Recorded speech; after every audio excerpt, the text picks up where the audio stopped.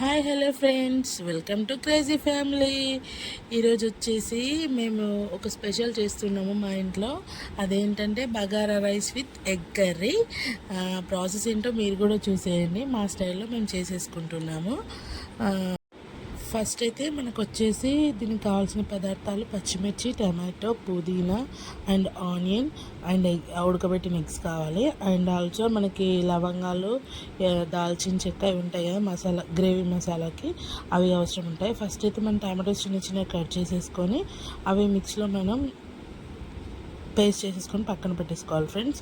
ఇప్పుడు నెక్స్ట్ వచ్చేసి మనం ఆనియన్స్ కూడా కట్ చేసి పెట్టుకున్నాం కదా, ఆ ఆనియన్స్ కూడా పేస్ట్ చేసేసుకోవాలి. ఫస్ట్ ఆనియన్స్ పేస్ట్ చేసేటప్పుడు మనకు అందులో వచ్చేసి కొన్ని లవంగాలు, దాల్చిన చెక్క, ఇలాచి వేసుకోవాలి ఫ్రెండ్స్.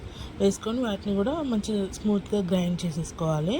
ఆ గ్రైండ్ చేసుకున్న నెక్స్ట్ వచ్చేసి మనం స్టవ్ పైన ప్యాన్ పెట్టేయాలి. ప్యాన్ కొంచెం హీట్ అయిన తర్వాత ఆయిల్ వేసేసి ఆ ఆయిల్లో మనం ముందుగా బాయిల్ చేసి పెట్టుకున్న ఎగ్స్ అన్నిటిని గోల్డెన్ బ్రౌన్ కలర్ వచ్చేసరికి ఫ్రై చేసేసుకోవాలి ఫ్రెండ్స్. ఈ గోల్డెన్ బ్రౌన్ కలర్ అయితే ఎప్పుడైతే ఎగ్స్ గోల్డెన్ బ్రౌన్ కలర్ వచ్చాయో వాటిని తీసి పక్కన పెట్టేసుకోవాలి.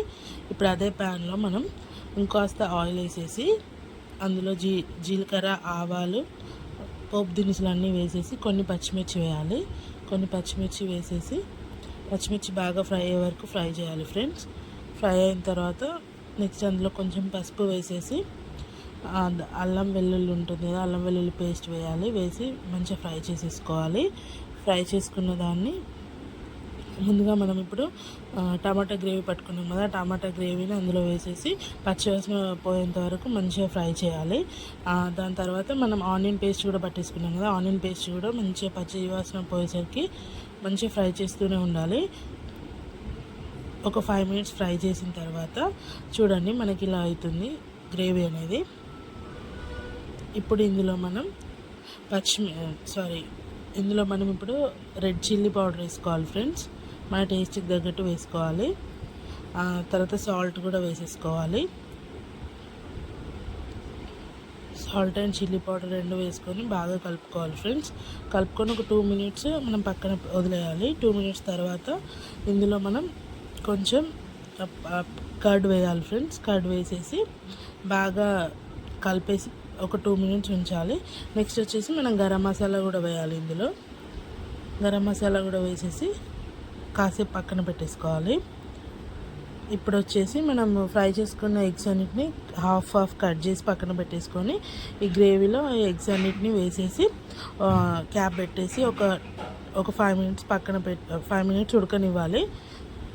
అంతే, మన 5 మినిట్స్ ఉడకనిస్తే మనకి ఎగ్ కర్రీ యమ్మీ ఎగ్ కర్రీ రెడీగా ఉంది. రెడీ అయిపోయినట్టే. ఇప్పుడు దీన్ని సర్వింగ్ బౌల్లోకి తీసేసుకోవడమే.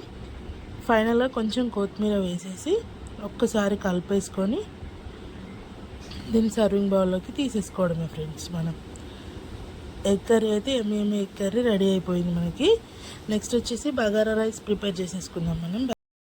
నెక్స్ట్ బగారా రైస్ కోసం అయితే మనం వచ్చేసి స్టవ్ పైన కుక్కర్ పెట్టేసి అందులో 2 స్పూన్స్ నెయ్యి వేసాను ఫ్రెండ్స్. నెయ్యి వేసేసి అందులో నెయ్యి మెల్ట్ అయిన తర్వాత పోపు దినుసులు వేసాను, అలాగే మసాలా కూడా వేసాను. ఆనియన్ పచ్చిమిర్చి కూడా వేసేసాను ఫ్రెండ్స్. లవంగాలు, ఇలాచి, దాల్చిన చెక్క, అలాగే పచ్చిమిర్చి ఇవన్నీ వేసేసి బాగా రోస్ట్ చేసేసుకోవాలి. పోనీ అనేది మాడకుండా మంచిగా కలుపుకున్న తర్వాత ఇప్పుడు మనం ఇందులో అల్లం వెల్లుల్లి పేస్ట్ వేయాలి ఫ్రెండ్స్. అల్లం వెల్లుల్లి పేస్ట్ ఫ్రెష్ అయితే వేసుకోవాలి. ఫ్రెష్ వేసుకుంటే బాగా టేస్ట్ ఉంటుంది. అలాగే నెక్స్ట్ వచ్చేసి పుదీనా కూడా వేసేసుకొని పుదీనా బాగా పచ్చివాసన పోయేంత వరకు వేయించుకోవాలి ఫ్రెండ్స్. పుదీనా వేసిన తర్వాత కొంచెం కొత్తిమీర కూడా వేసేసుకోవాలి. కొత్తిమీర కూడా కొంచెం పచ్చివాసన పోయేంత వరకు మంచిగా వేయించుకోవాలి. నెక్స్ట్ పోన్ అనేది మాడకుండా మనం వేయించుకోవాలి సిమ్లో పెట్టేసుకొని. ఇప్పుడైతే ఈ గ్లాస్తో 1 గ్లాస్ రైస్ తీసేసుకున్నాను నేను. ఆ రైస్ తీసేసుకొని 1కి 1.5 వాటర్ వేసాను. బాస్మతి రైస్ తీసుకున్నాము. సో 1కి 1.5 గ్లాస్ వాటర్ వేసేసుకొని మంచిగా ఒకసారి కలిపేసి కొంచెం సాల్ట్ అనేది ఒక 1 స్పూన్ సాల్ట్ వేసేసుకున్నాను. సాల్ట్ వేసేసుకొని మంచిగా ఒకసారి కలిపేయాలి ఫ్రెండ్స్. కలిపేసి నెక్స్ట్ వచ్చేసి మనమైతే కుక్కర్ మూత అయితే పెట్టేసేయాలి. కుక్కర్ మూత పెట్టేసి 3 విజిల్స్ వచ్చేంత వరకు వెయిట్ చేయాలి.